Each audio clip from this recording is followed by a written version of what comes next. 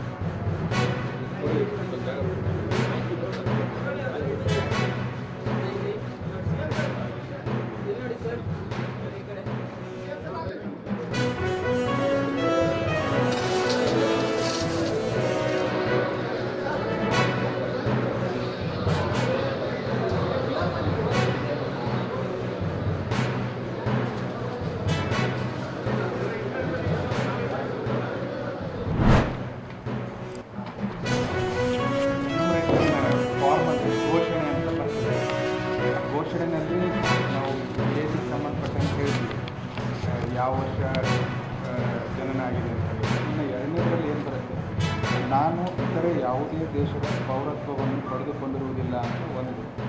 ಆಮೇಲೆ ಇನ್ನೊಂದು, ನಾನು ಮತದಾರರ ಪಟ್ಟಿಯಲ್ಲಿ ನನ್ನ ಹೆಸರನ್ನು ಸೇರಿಸುವುದಕ್ಕಾಗಿ ಅರ್ಜಿಯನ್ನು ಸಲ್ಲಿಸುತ್ತಿದ್ದೇನೆ ಮತ್ತು ನನ್ನ ಹೆಸರು ಯಾವುದೇ ಇತರೆ ವಿಧಾನಸಭಾ ಕ್ಷೇತ್ರ, ಲೋಕಸಭಾ ಚುನಾವಣಾ ಕ್ಷೇತ್ರದಲ್ಲಿ ಸೇರಿರುವುದಿಲ್ಲ.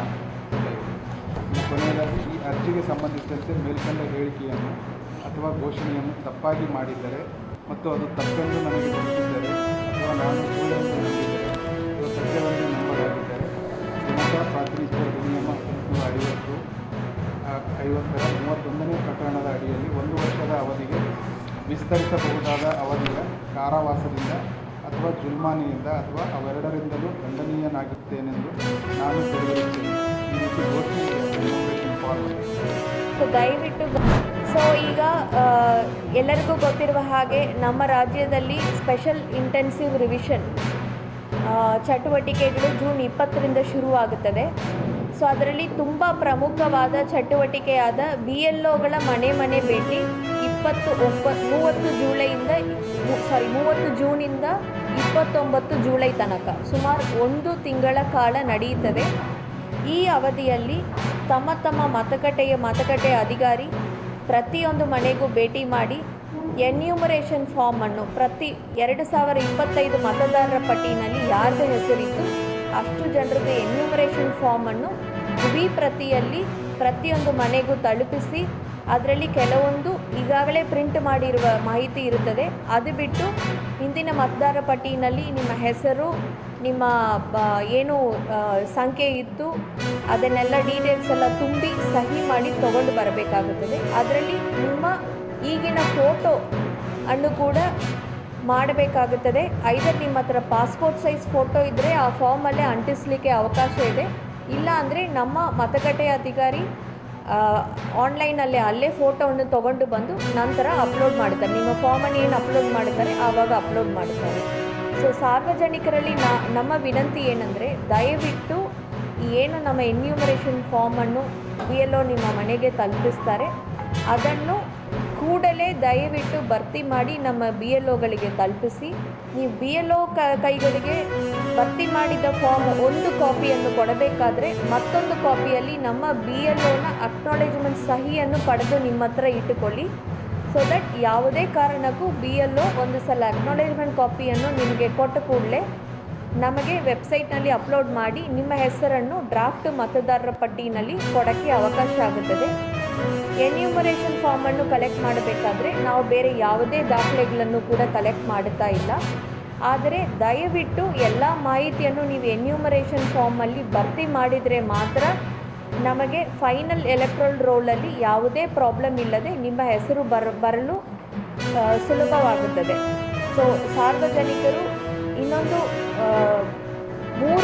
ಡಿಕ್ಲರೇಷನ್ ಇದೆ. 3 ಷರತ್ತುಗಳನ್ನು ನಾವು ಮೆನ್ಷನ್ ಮಾಡಿದ್ದು ಈಗಾಗಲೇ. 3 ಷರತ್ತುಗಳು ಹೇಳ್ಬಿಡಿ.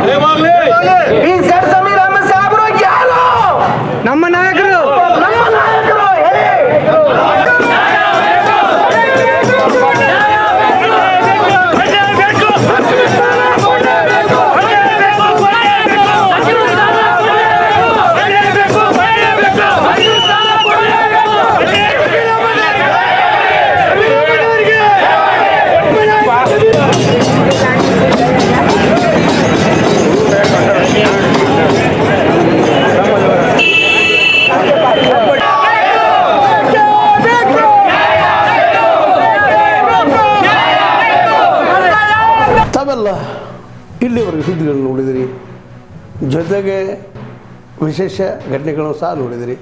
ಅದು ನಿಮಗೇನು ಅನ್ನಿಸ್ತು? ನಿಮಗೆ ಲೈಕ್ ಮಾಡಿರಿ, ಶೇರ್ ಮಾಡಿರಿ, ಕಾಮೆಂಟ್ ಮಾಡಿರಿ, ಜೊತೆಗೆ ಸಬ್ಸ್ಕ್ರೈಬ್ ನಿಲ್ಲಿಸ್ಬೇಡ್ರಿ.